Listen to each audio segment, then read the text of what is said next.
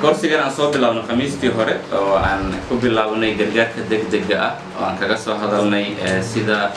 qof dhiig baxay hadii aad aragtid dirita dhiig u joojin lahayd waxyaabo kale aan ku soo barno ay kamid ahaayeen sida hadii qof gurigaada uu joogo oo aad aragto in qofka sanka uu ka dhiig baxayo waxyaabaha ugu fudud u sameyn karto qofkaasi lagana yaabo hadii aad waxyaabahaas si sax ah u sameeysid inuusan u baahnayn qofkaasi dhakhtar iyo in isbitaal la geeyo oo lacag lagu bixiyo waxaan kaloo ka soo hadalnay hadii qof gubtay oo aad aragtid waxyaabaha ugu fudud u sameyn kartid qofkaasi intaan isbitaal la geynin oo aan sheegnay in ay caawin karaan xitaa oo qofkaasi bogsashadiisa ay wax badan u tari karaan xiisdan xigtan waxaan kaga soo hadalnay dareemada kala duwan noocyadooda oo aan si practical u sameeyay waliba waxay ahayd shalay oo qof walba uu sameeyay 4 mar iyo in ka badan Soomaha waliba aad xaqiijiseen in aad sida wax loo duro waliba qaasatan intervenous injection ko aad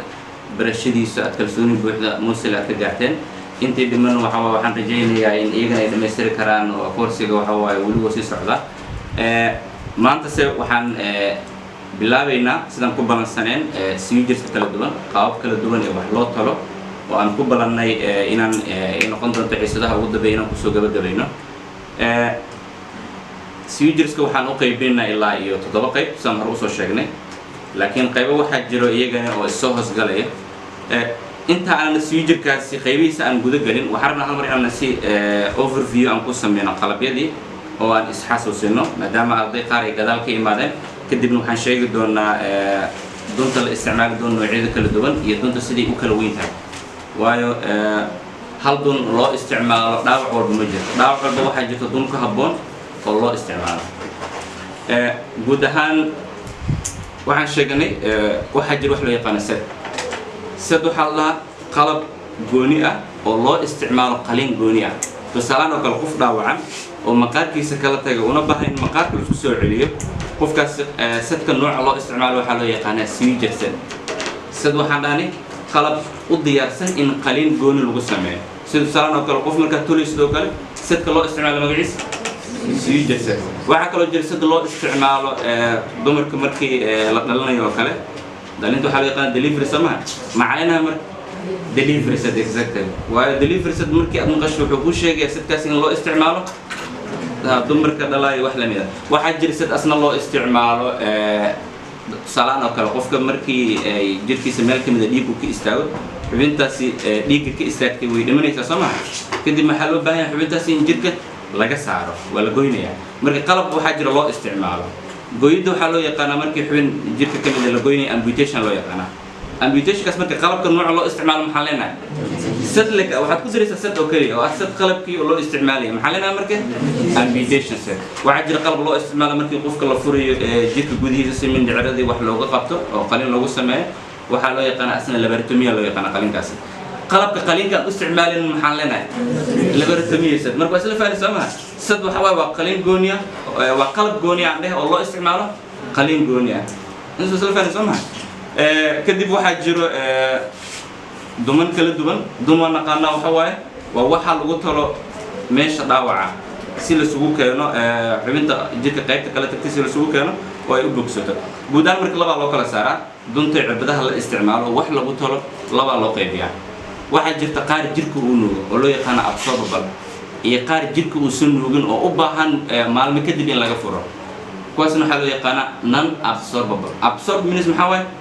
nuugid waaye haddii aan absorbable maxay noqonaysaa marka wax la nuugi karo oo jirka uu nuugi karo soo marka doonanka jirka uu nuugi karo badanaa maxaa isleedahay qaabaan ma gudaha jirka loo isticmaalo ama banaanka jirka gudaha jirka loo isticmaalo Soomaha laakiin banaanka jirka sida maqaarka waxaan u isticmaalaynaa non absorbable u isticmaalaynaa soo marka absorbable oo jirka u isticmaalo waxaa kamid ah noocyada loo yaqaan Viagra la kamid ah Viagra waxa waa absorbable seizure way badanaa waxaa loo isticmaalaa wax walba qofka jirka markii gudihiisa dhaawacanta oo kale sida mindhicradii iyo wax la mid ah tissues marka la isku keenay ayaa lagu talaa laakiin maqaarka waxaa loo isticmaalaa maqaarka maxaan u isticmaalinaa non absorbable sababtoo xitaa waxaan ognahay qofka inaan ka furayno maalmo kadib maalmaha ugu badan qofka laga furo waxa waaye ilaa 7 maalin ilaa muddo isbuuc 1 week 7 maalin kadib maalinta aad qofkaani aad dunta aad ku xirtay ayaad ka soo tirinaysaa maalinka 7aad aad ka furaysaa waayo waxaad xaqiijinaysaa in meeshii inay isku timaaday oo ay bogsotay haddaad ka furtidna waxa waaye inta dhimsi caadina ayuu dhameystirmaysaa okay qalabiyada waxaan hore noo soo sheegnay hadda si flash aan ugu celinayna maxaa loo yaqaanaa midan waxaa loo isticmaalaa in needle-ki wax lagu talayo lagu qabsado maxaan leenahay marka needle holder oo ah magaca shaqada ay qabanaysa iyo magaceeda way isleeyihiin qalabkan qalinka magaciisa iyo shaqada uu qabanayo way isleeyihiin waxaa loo yaqaanaa needle holder maxay qabataa needle-ki wax lagu talayo cirbadii wax lagu talayo ayay qabataa midkani maxaa loo yaqaanaa هذا يقال متكان نو سيسر ما مقسم سيسر ومقسمها وسيسر حلو استعماله محلو جوه لكن متكان محلو استعماله وسفر عن ذكر وحواي وبرتي حدث كل وقة بنايوه حدث ديجا مركز أركت أي لو وقة بس حدث كديجا وجوجية محلو يقال مركز يس بلاد ستوب أما ما كان سيكل هذا زتيف كقولنا هيمو ستيت هيمو أو بلاد يستيد أو stop it oo joojintii waxa loo yaqaan hemostat ama magac kale waxa jiro caan oo ay leedahay clam waxa loo yaqaan clam ama hemostat waa dhigi kartaa ama dad qaar waxay dhahan arterial clamping wala alla arterial clamping wala midan waxa loo yaqaan beans loo yaqaan laakiin in English هذا يقال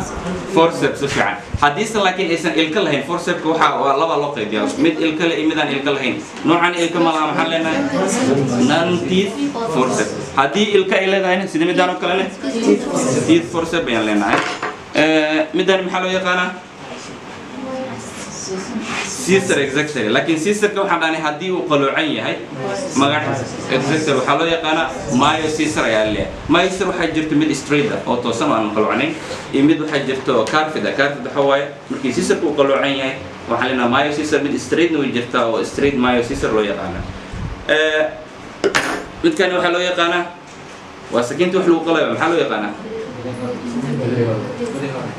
ها بليت هول بودهان سبير هذا guudahan waxa isku yiraahdaa blade holder laakiin marka sakiinta kaliya maxaa loo yaqaan blade ayaa loo yaqaan waxa jirta mid kale oo bir ah waa kan maxaa loo yaqaan kan blade holder loo yaqaan macnaheedu waxa waaye waa birtii celinaysay blade-kii ama sakiintii wax lagu qalaayay ayay celisaa marka magaceeda wax ay qabanaysay magaceeda waxa waaye way isleeyihiin okay inta sadan kaga soo gudubno waxaan bilaabaynaa markii qaab kala